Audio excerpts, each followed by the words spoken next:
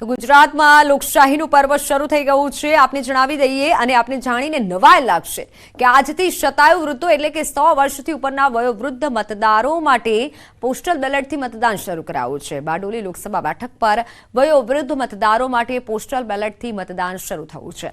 મહુવાના માંગરોળિયા ગામે 102 વર્ષના વૃદ્ધાએ મતદાન કર્યું હતું। 102 વર્ષીય વાલીબેન પટેલે પરિવાર સાથે રાખી મતદાન કર્યું, સાથે લોકોને અચૂક મતદાન કરવા માટે પણ અપીલ કરી હતી।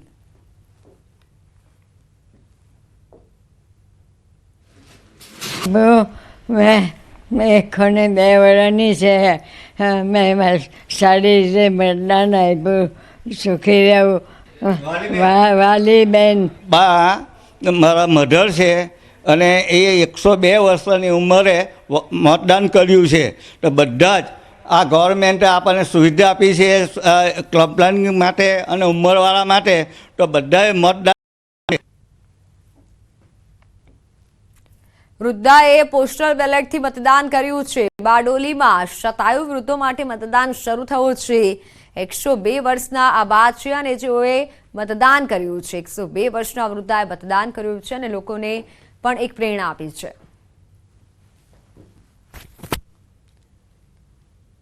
તો હાલ સમાચારોમાં સમય થયો છે વિરામનો। નજર કરીએ ટોપ 3 હેડલાઇન્સ પર। પેપર લીક મામલે સૌરાષ્ટ્ર યુનિવર્સિટીમાં એબીવીપીનો વિરોધ, કુલપતિની ચેમ્બરનો કર્યો ઘેરાવ। સુરતમાં નિલેશ કુંભાણીના ઘરે ગોઠવાયો ચાંપતો બંદોબસ્ત, 4 દિવસ બાદ કુંભાણીના પત્ની ઘરે પરત ફર્યા। અમદાવાદથી સાળંગપુર સુધી શરૂ થશે ડેલી હેલિકોપ્ટર રાઇડ। સાળંગપુરમાં બનાવાયા 2 હેલિપેડ બનાવવામાં આવ્યા। 30,000 ચૂકવવું પડશે ભાડું।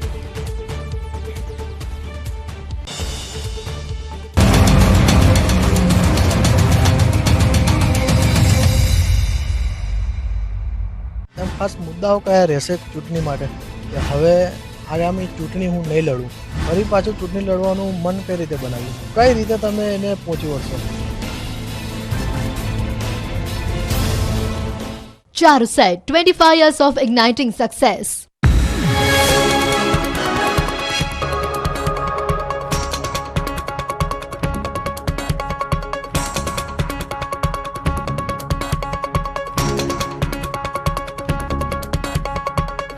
Charuset, 25 years of igniting success. એક છે શક્તિસિંહ ગોહિલના નિવેદન સામે ભાજપે વળતો પ્રહાર કર્યો છે। યજ્ઞેશ દવેએ કહ્યું કે હાલ કોંગ્રેસ પાસે કોઈ મુદ્દા નથી એટલે આવા ગતકડા કરે છે। શક્તિસિંહને કોંગ્રેસનો જમાનો યાદ આવ્યો લાગે છે કે એમને તંત્ર દ્વારા, ખાસ કરીને પોલીસ વિભાગ દ્વારા બોલાવવામાં આવે છે, ધમકાવવામાં આવે છે, મતદાન નહીં કરવા માટે કહેવામાં આવે છે। પ્રજાની અંદર મીડિયાની સુર્ખીઓમાં રહેવા માટે કોંગ્રેસના ગુજરાતના પ્રમુખ આ પ્રમાણેની ભ્રામક વાતો ફેલાવી રહ્યા છે અને પોતાના જમાનાની વાતો, પોતે કરેલા ક્રિમિનલ જે કાર્યો હોય કોંગ્રેસના ક્રિમિનલ કાર્યો એમને યાદ આવે છે। 5-10-15 એફઆઈઆર થાય ને તો બાપુ તૈયારી રાખજો, એમાં આપણે કાંઈ ઓલું દવાનું નથી। અને એવા પોલીસવાળા ગામમાં આવીને કોઈ દાટી આપતા હોય ને તો એમને કહેજો કે આ તમારું આખાઓનું રાજ્ય કાયમી રહેવાનું નથી। લોકસભાની ચૂંટણીમાં ભાજપ અને કોંગ્રેસના ઉમેદવારો આક્રમક પ્રચાર કરી મતદાતાઓને રીઝવવા એડી ચોટીનું જોર લગાવી રહ્યા છે। ત્યારે બનાસકાંઠા કોંગ્રેસના ઉમેદવાર જ્ઞાનીબેન ઠાકોરે પાલનપુરના સામઢી ગામે સભાને સંબોધી તેજાબી પ્રહાર કર્યા। ભાજપ અને પોલીસ ઉપર આકરા પ્રહારો કરીને પોલીસની કામગીરી ઉપર સવાલો ઉઠાવ્યા, પોલીસને ગર્ભિત ધમકી પણ આપી હતી। જ્ઞાનીબેન ઠાકોરે આડકતરી રીતે શંકર ચૌધરી પર પ્રહાર કરતા કહ્યું કે જિલ્લાના અનેક નેતાઓને કામ કરતા જોયા છે, એમને હાલ જે સહકારી માળખું ચાલે છે એવું નથી ચલાવ્યું। વર્તમાન માળખામાં ભાજપને એક વ્યક્તિનો અડ્ડો બની ગયો છે। જ્ઞાનીબેન ઠાકોરે ફરીથી પોલીસને ગર્ભિત ધમકી આપતા કહ્યું કે પોલીસ કોંગ્રેસના આગેવાનોના નંબરો લેવા લોકોને ફોન કરી રહી છે, જેના ઉપર પોલીસના ફોન આવે એ નંબરો રાખજો। હું પોલીસને કહું છું કે તમારું કામ કાયદો અને વ્યવસ્થા જાળવવાનું છે, નિષ્પક્ષ ચૂંટણી કરાવવાનું છે। તમારી સામે કોઈ ફરિયાદ કરે તો તેની સામે એક્શન શું લેવા એ તમારી જવાબદારી છે। કોઈ કોંગ્રેસના આગેવાનોના ફોન લઈને એનું કલેક્શન કરવાની અને ધાકધમકી આપવાની જરૂર તમારે નથી। વધુમાં જ્ઞાનીબેને કહ્યું કે અમે ગાંધી વિચારધારાવાળા છીએ, કાયદાનું સન્માન આપીએ છીએ, તો પણ તમે કાયદાનું ભંગ કરીને કોઈને દબાવવાનો પ્રયાસ કરશો તો તમે જેવા છો એવા અમને થતા વાર નહીં લાગે। અમરેલી કોંગ્રેસના ઉમેદવાર જેની ઠુમ્મરના મધ્યસ્થ ચૂંટણી કાર્યાલયને ખુલ્લું મુકાયું, જેમાં કોંગ્રેસ અને આપના આગેવાનો અને કાર્યકરો મોટી સંખ્યામાં હાજર રહ્યા. ગારિયાધારના ધારાસભ્ય સુધીર વાઘાણી, મહુવાના કનુ કલસરિયા, વીરજી ઠુમ્મર, પ્રતાપ દુધાત હાજર રહ્યા. જેની ઠુમ્મરે કહ્યું કે આ વખતે અમરેલીમાં પરિવર્તનનો પવન ફૂંકાશે. તો કાર્યાલયના ઉદઘાટન સાથે અમરેલી જિલ્લા પ્રમુખ વિરોધીઓ પર ખૂબ વરસ્યા. સુરતમાં દંગો કરનાર નિલેશ કુંભાણી અને રાહુલ ગાંધી સામે ટિપ્પણી કરનાર ભૂપત ભાયાણીને આડે હાથ લીધા. કુંભાણીને ખુલ્લી ચીમકી આપતા નિલેશ કુંભાણીને હું છેલ્લા શ્વાસ સુધી નહીં છોડું તેવું કહ્યું. નિલેશ કુંભાણીને દુધાત ગદ્દાર ગણાવ્યા. તેમણે એટલે સુધી કહી દીધું કે હવે સુરતમાં કાં તો પ્રતાપ દુધાત રહેશે કાં તો નિલેશ કુંભાણી રહેશે. ગુજરાતમાં મતદાનને હવે ગણતરીના દિવસો બાકી છે. 5મી મેના રોજ સાંજે 5 વાગ્યા પછી ચૂંટણી પ્રચારના ભૂંગળા બંધ થશે. મતદાન પૂર્વેના 8 દિવસ રાજ્યભરમાં ચૂંટણી પ્રચાર ઝંઝાવતી બનાવાશે. ગુજરાતની 25 બેઠકો પર ચૂંટણી પ્રચાર પરાકાષ્ઠા પર પહોંચશે. ગુજરાત રાજ્યના સ્થાપના દિન 1 મે અને 2 મે પ્રધાનમંત્રી નરેન્દ્ર મોદી ગુજરાતમાં પ્રચાર કરશે. પ્રધાનમંત્રી 2 દિવસમાં 4 ઝોનમાં 6 સભાને સંબોધે તે પ્રકારનું આયોજન કરાઈ રહ્યું છે. નરેન્દ્ર મોદી જૂનાગઢથી પ્રચાર પ્રવાસનો પ્રારંભ કરી શકે છે. ઉપરાંત બનાસકાંઠા અને આણંદમાં સભા ગજવી શકે છે.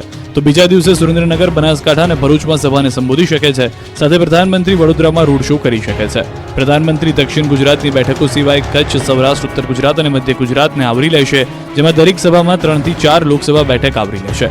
તો આ તરફ આગામી 27, 28 અને 29 એમ 3 દિવસ માટે અમિત શાહ ગુજરાતમાં આવશે.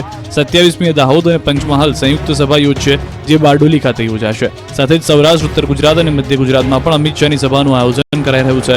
આ ઉપરાંત ભાજપ પોતાના રાષ્ટ્રીય નેતાઓના પ્રચાર પ્રસાર તેજ કરવાનો પણ તકતો ગોઠવી રહ્યું છે. અમદાવાદના રસ્તાઓ પર નેતાઓ માંગી રહ્યા છે મત. અમદાવાદ પશ્ચિમ લોકસભા ભાજપ ઉમેદવાર દિનેશ મકવાણાએ પ્રચાર શરૂ કર્યો. જનસંપર્ક યાત્રાના માધ્યમથી પ્રચાર શરૂ કર્યો. જનસંપર્ક યાત્રા દરમિયાન ઠેર ઠેર સ્વાગત કરાયું. પ્રચાર દરમિયાન દિનેશ મકવાણાએ દાવો કર્યો કે અમદાવાદ પશ્ચિમ બેઠક ભાજપ 5 લાખ મતથી વધુથી જીતી જશે. ભાજપે આપેલા લક્ષ્યાંક કરતાં વધુ મતથી જીતી જવાનો દાવો કરવામાં આવ્યો. મકવાણાએ કહ્યું કે પીએમ મોદીને ફરી પ્રધાનમંત્રી બનાવવા લોકો મતદાન કરશે. તો આ તરફ કચ્છ લોકસભા બેઠકના ઉમેદવાર વિનોદ ચાવડાએ મોરબી વિધાનસભા કાર્યાલયનું ઉદઘાટન કર્યું. કાર્યાલયના ઉદઘાટન કાર્યક્રમમાં સાંસદ મોહન કુંડરિયા, કેસરી દેવસા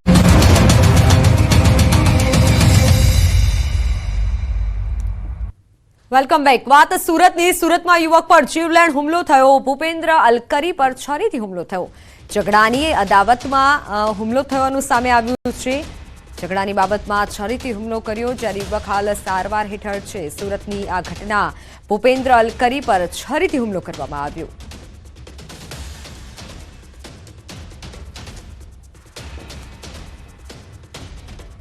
જેસનના વીરપુરમાં થયેલી મારામારીમાં યુવકનું મોત નીપજ્યું છે. સપ્તાહ પહેલા થયેલી મારામારીમાં જીતુભાઈ ગોહિલ ઘાયલ થયા હતા, જેમનું ભાવનગરમાં સારવાર દરમિયાન મોત નીપજ્યું છે. જૂની અદાવતમાં મારામારી થઈ હોવાનું પ્રાથમિક તપાસમાં સામે આવ્યું છે. યુવકનું મોત થતાં પોલીસે હત્યાની કલમ ઉમેરી આગળની કાર્યવાહી હાથ ધરી છે.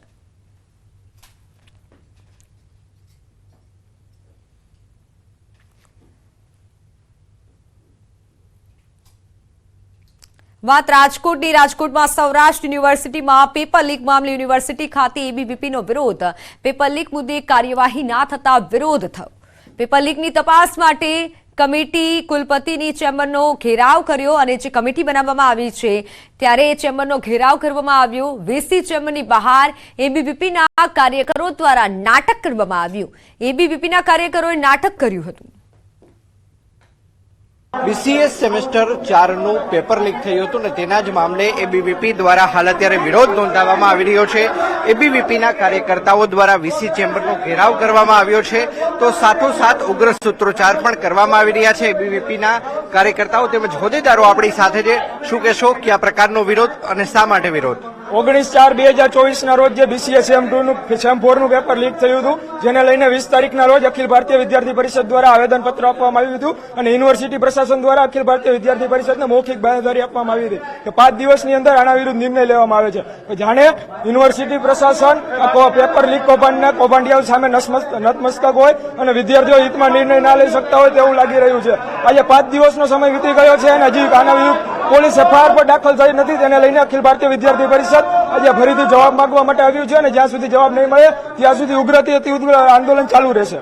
શું કહેશો, હજુ સુધી તમને અંદર જવા દેવામાં નથી આવ્યા, પોલીસને પણ આગળ કરવામાં આવી છે, શું કહેશો? જયારે જવાબ માંગવામાં આવે ત્યારે વીસી મેડમ હોતા નથી, જયારે વિદ્યાર્થી પરિષદ જવાબ લેવા આવે ત્યારે પોલીસ પ્રશાસનને આગળ કરી દેવામાં આવે છે. અમે વિદ્યાર્થીઓ છીએ, વિદ્યાર્થીઓને વીસી ચેમ્બરમાં જવાનો પૂરેપૂરો હક છે, પણ વિદ્યાર્થીઓને અંદર જવા દેવામાં આવતું નથી. તો સમાચારોમાં હાલ બસ આટલું જ. આપ જોતા રહો ન્યૂઝ સિટી ગુજરાતી. નમસ્કાર.